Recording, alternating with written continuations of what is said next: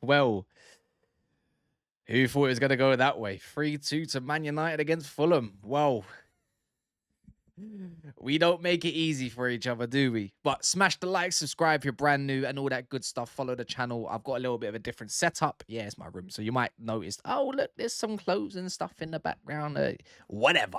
Man United got through at the door for those 3 points. Valuable 3 points. 3 in a row. You know, how many times did Amrim do that? But it's not the point. You know, I don't know what to really say overall. You know, there's nothing really scripted to say, oh, you know, it was brilliant tactics. It was this. It was an absolute slugfest at one point. We just don't help ourselves. And the way I'm viewing all of it was the first half, I thought, you know what? United looked solid. United looked really, really good in terms of defensive approach. You know, for me, it was more along the lines of, you know, get in your shape, work hard for one another, and we get going again, right? And that's what we did. Ahmad, you could see with Ahmad helping Delo out quite a lot. You could tell with even Luke Shaw and Cunha, you know, tucking inside to help the midfield out, because what they would, what Fulham are really good at doing is tucking inside that midfield and making it very, very difficult, you know, to even get past. And that's why there was a lot of free space down their flanks. And you know what? Sometimes even our flanks, but that's where we differ to the likes of Fulham, right? And this is where I look at Man United and think, okay, there's a clear setup, a clear game plan by the likes of Michael Carrick. I just thought in the first half, you know, we was a little bit cautious. You know, we made a couple situations. We definitely deserved that lead. Fulham didn't have a sniff at goal. No, Jimenez was, or Jimenez, he was definitely their biggest threat, I thought. Chukwueze wasn't having the best of the low. Rest in peace to his mother. I heard she passed away recently as well. Iwobi playing in the midfield. They played a real attacking setup. Marco Silva, you know, baby Arteta thought he could come to the OT and thought he could grab some points. And, you know, it was nearly a risk at you know, 90th minute when Kevin decided he wanted to put another one top bins. You know, he's been on fire recently for Fulham. You know, Fulham have, if I'm correct, they have lost 1 in their last 8. So that's another thing. You know, we're creating a gap. But that man, Uncle Casemiro, oh my word, easily my man in the match today, or it could even be Bruno for that second half performance. It could even be Cunha. You know, but my thing is, the whole takeaway from the first half was cohesiveness, being a unit. That was my biggest takeaway. I didn't feel that we moved the ball efficiently as quick as we could, just because Fulham and trying to suss them out and being cautious to their counter attack. Now that's something we probably got to get used to as Man United fans when these so-called, you know, smaller sides want to come over to Old Trafford and, you know, have a go, and that's fair enough. But, you know, we could have went 2-0 up and made ourselves a little bit more comfortable. But Bruno Fernandes, you know, it was a clear game plan on Bruno for Fulham. Close him out, shut out their creativity, and they done it actually really well. And, you know, credit to them, because Sander Berg got him rattled. But even as much as I have been against Bruno for a while, you know, I changed my tune a couple months ago. I said, you know what? You know, you give him some tools around him. The man is the biggest creative monster out there. Why am I against this guy? This is stupid. So, anyways, we get into the second half, and I thought, okay, surely Carrick, what are you going to tell the lads? And the clear message was, get wide. And exactly what we did. Ahmad was absolutely tearing Robinson a new one. Anthony Robinson could just, his defensive capabilities is just not up to scratch when you come against Ahmad, is it? So, but for me, when you come on the left-hand side, this is where I thought we need a little bit of width. We're missing Dorgu. You know, stretch that pitch wide. Fulham like to play intact and keeping it tight in the middle, keeping their core secure as much as possible. But it's out wide where deliveries could have been very much dangerous. You know, even the likes of Luke Shaw in the first half, you know, if he decided that he wanted to put the ball across the floor, we had 3-4 players causing overloads and we might have scored a goal, but overhit.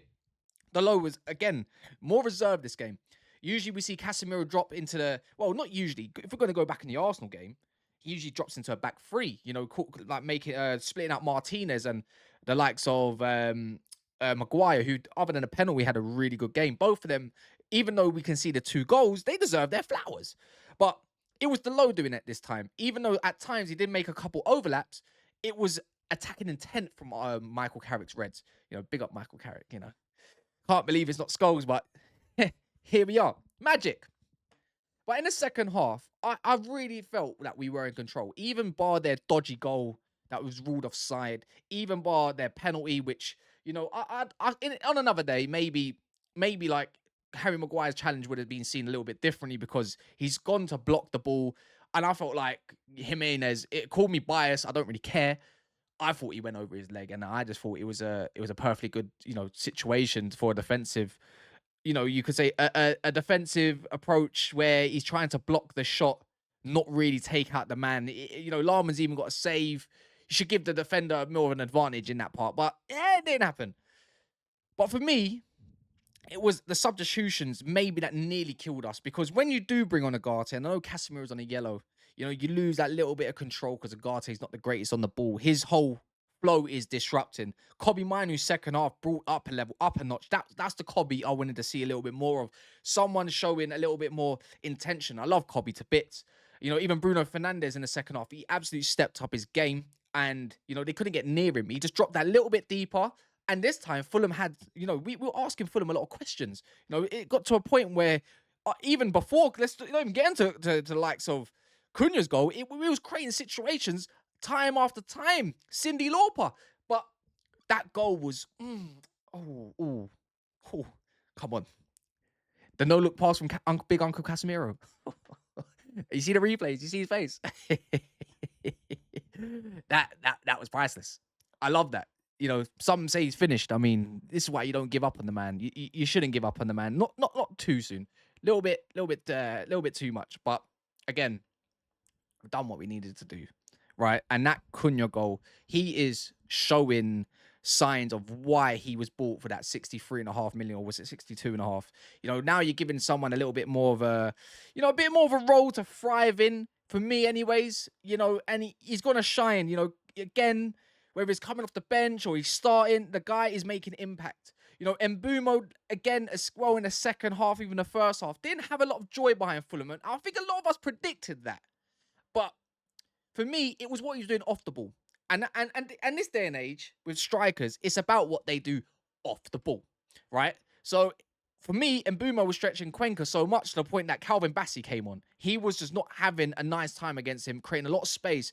And there were certain situations where, where it was Delo or Luke Shaw, even Kobbie, where you look at Ahmad's runs and some of the times, even Kobbie's runs, and they weren't really being found. There was not a lot of risk in this situation. Even when you are 2-0 up or 1-0 up, it's the bravery that gets United and the risk that gets United, the whole chant, attack. We've been known to score goals over the years, many, many times, but it's always about the creating a risk, because I thought at the back, Harry Maguire and Lissandro, whether it was Luke Shaw or Delo or somebody else covering, there was always somebody there, and it was the work rate of the team that was really, really, for me, it was exciting. It was just, you would see about 5-6 players running back just to get the ball. And I was really enjoying that part of the game. And you know what? Even after the substitutions where I didn't like it, I don't think it was a 2-0 and let's shut the team out. I think it was more that the players on the pitch just, whether it was maybe tiredness, maybe because there was a lot of pressing going on, winning the ball back, the second balls, a lot of the time going into Fulham's half as well, in a space of 15, 20 minutes. I just feel like you're not going to have a lot of control when you do bring off Casemiro, and there's big stats for that. And I know when that second goal went in, everyone's arseholes fell out. Even mine did. My heart dropped, my arsehole fell out, and I was like, oh my God, please, not again. But there's another goal in this. And, even when Sesko came on the pitch, which was, again, showing intent that I'm going to bring another attacker, we're going to go for this game, going to go for the jugular. Nearly scored on it with a header. Should he have buried it? Maybe. But you know what? I'm so happy for this kid. Honestly, you could see the man, the boy, the young man, whatever you want to call him, label him. He is a talent, and we have him. And Sesko is definitely one of those. He's definitely getting used to the Premier League. And that finish was creme de la creme. And you know what? Yours truly, to come back when you're 2-2, showing fight. That is what Manchester United is all about. If you want to talk about Manchester United DNA, there is Manchester United DNA for you right there. That's how we deal with things, typically more than less. And it's 3 games on the bounce of W's. And even next week we go again. I can't even remember who we've got. So you lot are going to have to, oh yeah, I'm going to the game. Spurs. If you want to see me, I'll be at the hot dog stand. You know what I'm talking about. Near the Trinity, near the car park. I'm always there. But for me, it was just the play at times, the way we're moving the ball as well, the sequence just to get up that pitch and Bruno just to find that cross. Bruno is just that guy. You know, Casemiro leaving the field with a goal and assist. Yeah, very good goal, very good, amazing assist. Bruno leaving with 2 assists today, bringing his total to 17 GA just goes to show what that man's about and why he cannot leave in the summer. It would be stupid to lose Casemiro and Bruno in the same summer. It just can't happen, right? But my thing with Bruno is it just don't matter what happens. He's always got his head up, just wanted to create something. And you know what? Sesko finally judging the ball, where it was going to be at the right time, even that touch just to get it under control as it was going behind him and to put it top bins with pretty much his second touch. So delighted for the kid because he's got all the tools in his locker. And I think Michael Carrick is doing the right thing with him. You know, you're going to come off the bench, make some impact. Let's get some confidence into him. And then the starts will come eventually if he's deserving. So, because it is going to be out of him and Cunha. But I think Carrick is showing, personnel flexibility as well. I can put Mbumo on the left-hand side. I can put Sesko up front. I can probably bring Cunha to the left as well. I can put Cunha up front. Different modes, situations of personnel can create different situations. And I feel like with the bringing on those couple subs in Agate and whatnot, it created a different dynamic for us, but we got over it. And that's just showing a little bit of fighting team spirit because we definitely deserved all 3 points out of that game. And now we're in the top 4. Aston Villa dropping points as well. We are 5 points behind, lads. And you know what? I don't know. The City game started. I haven't even seen the score, but you never know. One can dream. But anyways, people, smash the damn like button. I am got a different energy about me for sure. I'm trying to get all my setup kind of complete in my room. And hopefully it's a little bit brand new. So big up to yourselves. Please, again, subscribe. Let's see what we got next week.